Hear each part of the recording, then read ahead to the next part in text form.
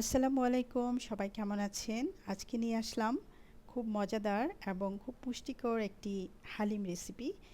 বলতে গেলে বাঙালির আবেগ এই হালিম। হালিম না খেলে যেন রোজাই পরিপূর্ণ হয় না।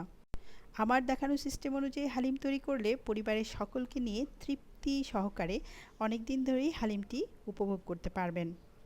আর হালিম যেরকম উপাদেয় একটি খাবার, ঠিক তেমনই পুষ্টিকর। এটা গ্রোয়িং এজের বাচ্চাদের জন্য, বৃদ্ধ, বয়স্ক, ছোট বাচ্চা সকলের জন্য একটি আদর্শ খাবারও বটে। ছোলার ডাল নিয়েছি 1 কেজি, সেটা পরিষ্কার পানি দিয়ে বারবার ঘষে ঘষে ধুয়ে পানিতে ভিজিয়ে রাখতে হবে সারা রাত। হালিমে সব ধরনের শস্যদানা থাকে, যেমন ছোলার ডাল, মুগ ডাল, মসুর ডাল, পোলাও চাল, ক্রাশ করা মাস ডাল, ক্রাশ করা গম এবং থাকে খাসি অথবা গরুর মাংস। আর সেজন্যই হালিম হয়ে উঠেছে পরিপূর্ণ পুষ্টিযুক্ত আদর্শ একটি খাদ্য। এবং এর পুরোটাই হলো প্রোটিন সমৃদ্ধ খাবার।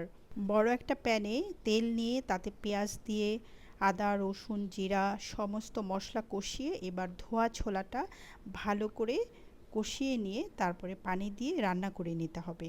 একটু সিদ্ধ হয়ে যাওয়ার পরে 1/2 কেজি মসুর ডাল এবং ভাজা 1/2 কেজি মুগ ডাল এবং 250 গ্রাম পোলাও চাল ধুয়ে পরিষ্কার করে ছোলার সাথে মিশিয়ে ভালো করে রান্না করে নিতে হবে।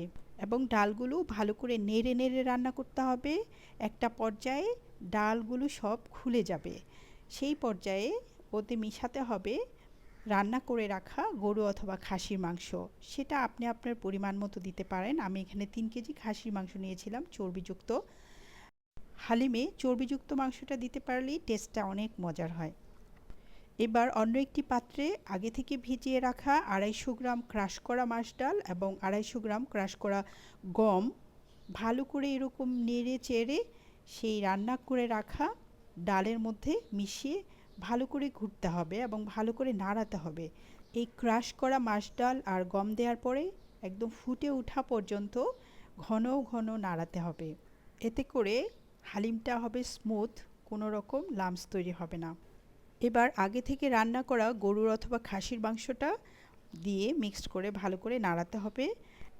আমার রান্না করা এই সিস্টেমের হালিমটা পরিমাণে অনেক বেশি হবে, পরিবারের সবাইকে নিয়ে উপভোগ করতে পারবেন এই হালিম। এবং অনেক দিন ধরে নর্মাল ফ্রিজে রেখে খাওয়ার আগে জাস্ট রেডি করে নিতে হবে।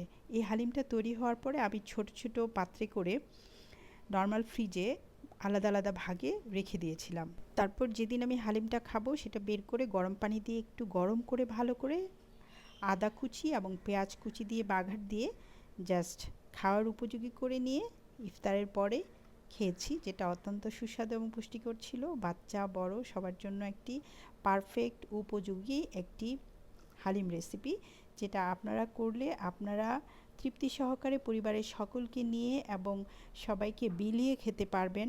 মন ভরে তৃপ্তি সহকারে সবাইকে আমন্ত্রণ রইল আমার এই সিস্টেমের হালিম তৈরি করে খাওয়ার জন্য। ধন্যবাদ।